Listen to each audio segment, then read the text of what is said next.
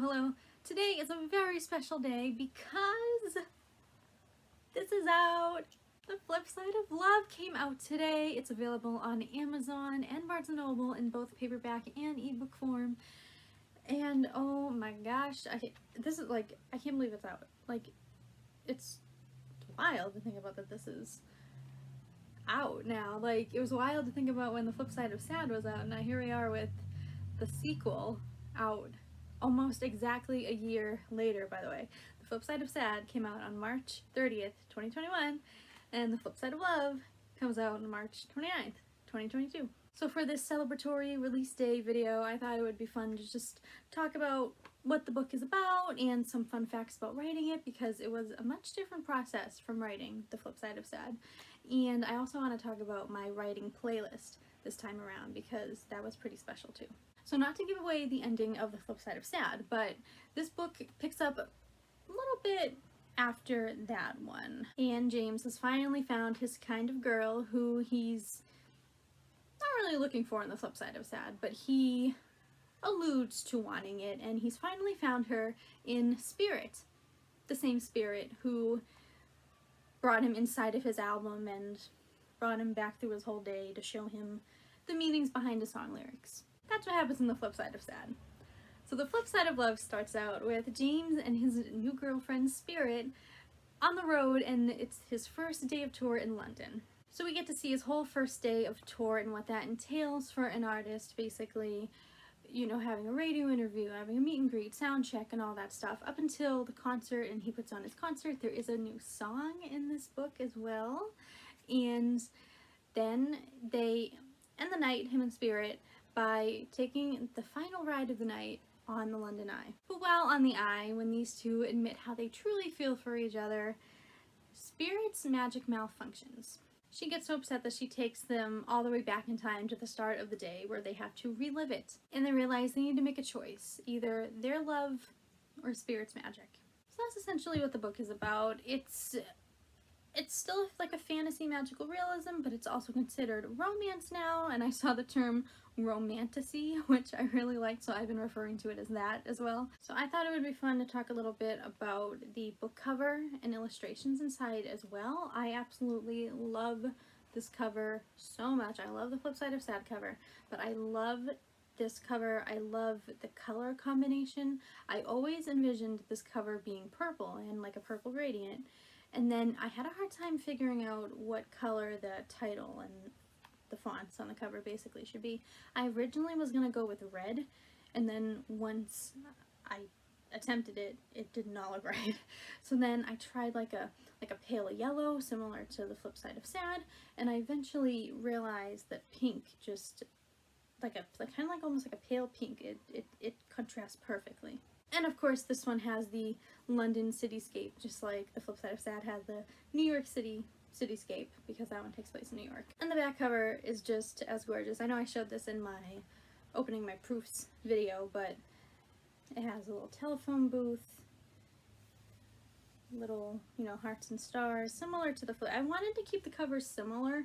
I wanted it to, because it's a series, I wanted all the covers to be similar, and I want the titles to be similar, but I want them to be unique enough to kind of stand out from each other. And just like The Flip Side of Sad, the paperback versions of The Flip Side of Love have illustrations. The ebooks do not, but the paperbacks do, and I thought it would be fun to kind of show some of my favorite illustrations. So this is actually the first illustration that you see in the whole story, and I really like this one. It's basically a lost and found box, but if you notice, if you have The Flip Side of Sad, you'll notice that the two things inside the box look familiar, and that's because this is The Flip Side of Sad, James' album, and this is one of Spirit's wings. And the reason for this is because he basically compares Spirit's eyes to a lost and found of memories he could never tell another soul. Another illustration that I mentioned this before, this is my favorite illustration, and I'm gonna reveal it.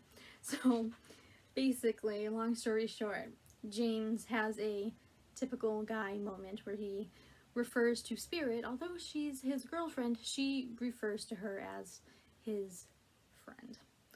And so Spirit's listening on and she's like, friends? What? And so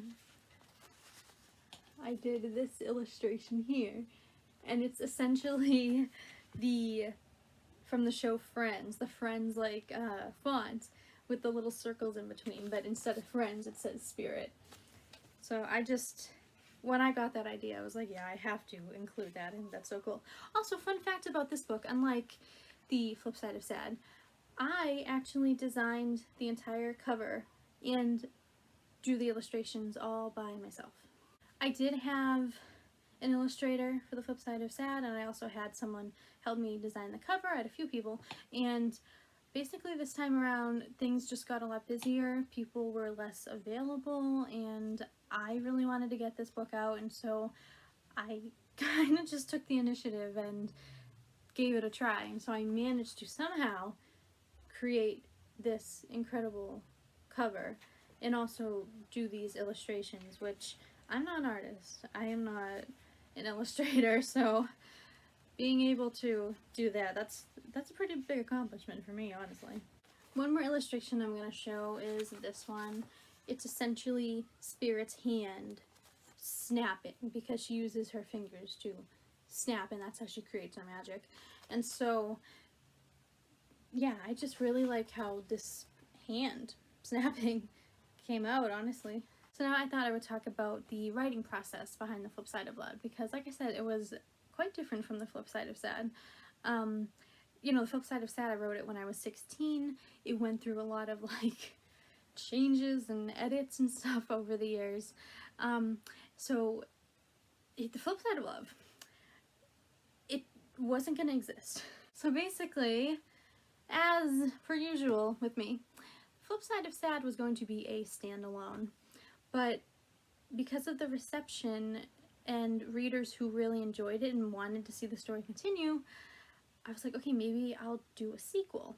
I wasn't entirely sure what a sequel could even entail, honestly, because I was just so focused on The Flip Side of Sad and that story, and like I said, I didn't go into it thinking that it was going to be a series. So finally, I was like, you know what? People want a sequel, let's see what I can do. So it was April 2021, only a few weeks after The Flip Side of Sad came out, and I remember like so clearly, I was like thinking up some ideas, and I kind of had an idea of like how the story could begin. I knew I wanted it to take place in London this time, and I was kind of trying to think like where the story could go. I also knew that James was going to be dating Spirit, obviously.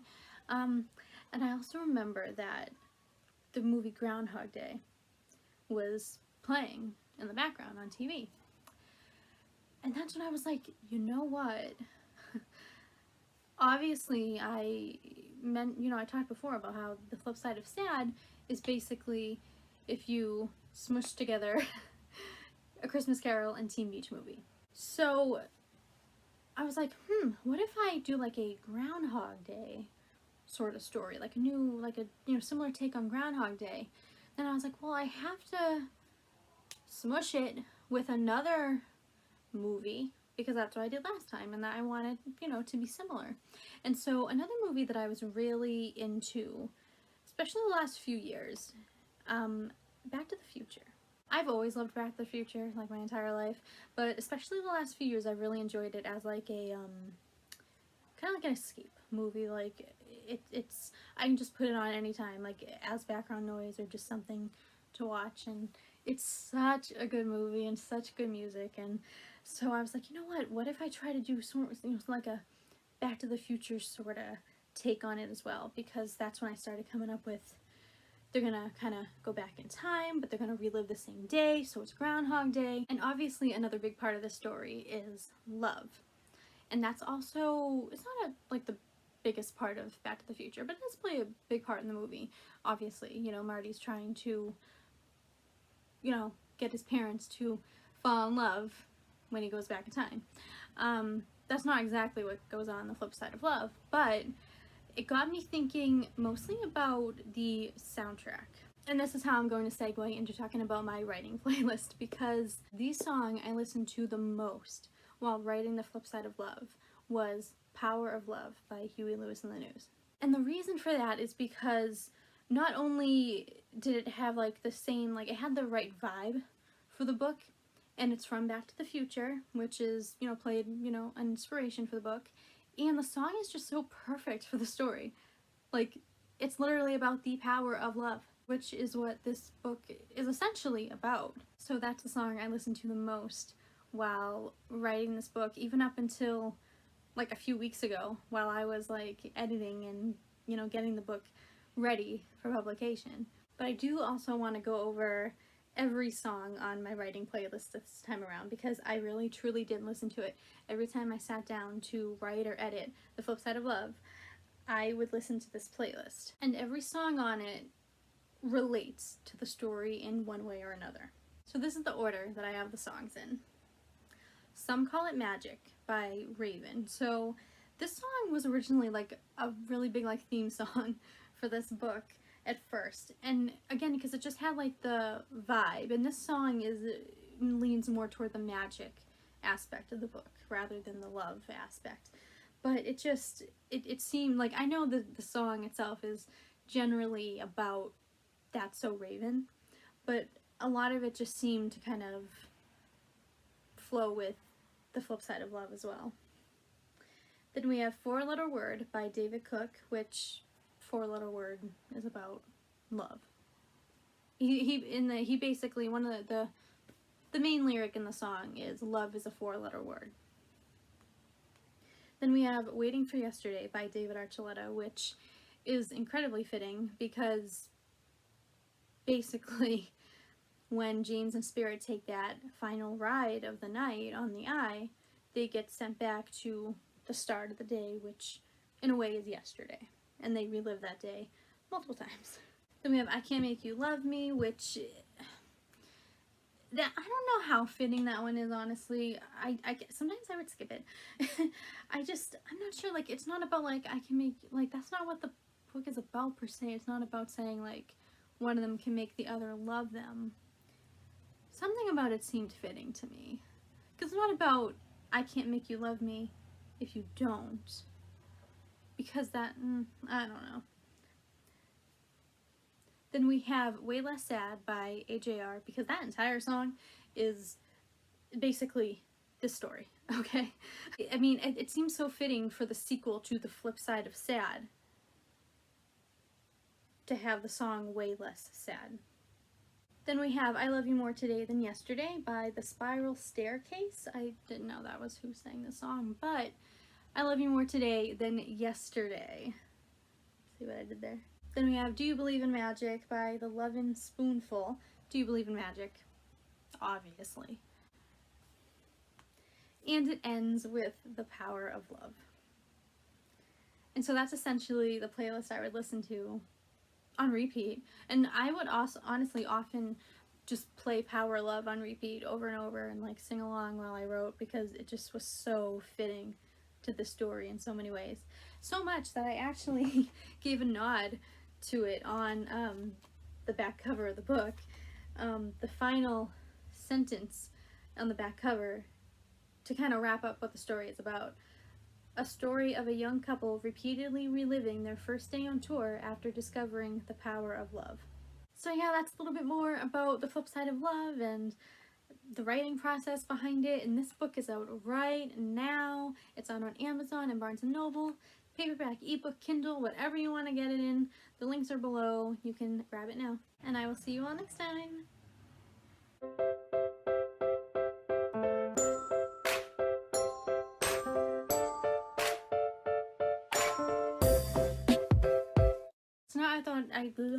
So now I thought, why can't I speak? That's what happens in the